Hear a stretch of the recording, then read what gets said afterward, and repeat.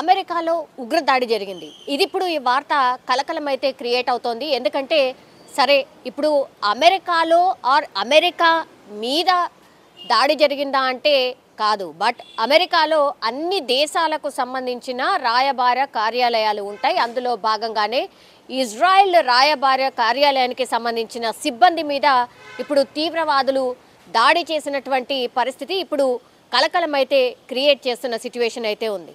ఇప్పుడు ఇజ్రాయెల్ రాయబార కార్యాలయానికి సంబంధించిన ఉద్యోగుల మీద దాడి జరిగినా కానీ అది ఎక్కడ జరిగింది? అమెరికాలో జరిగింది. అంటే అమెరికాలో ఉగ్ర దాడి జరిగినట్టే లెక్క.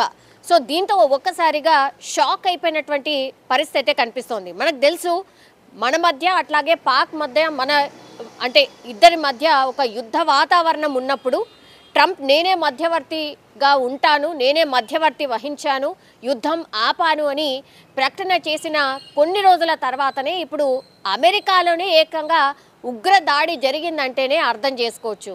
మరి మధ్యవర్తం వహించినటువంటి ట్రంప్ దేశంలోనే ఈ ఉగ్ర దాడి జరగడంతో ఇప్పుడు ఒక రకంగా పానిక్ సిచ్యువేషన్, అట్లాగే అమెరికాకి సంబంధించిన అధికారులకు కూడా అర్థం కాని సిచ్యువేషన్, అట్లాగే అమెరికా అధ్యక్షుడికి కూడా ఒక రకంగా షాక్ అనుకోవచ్చు.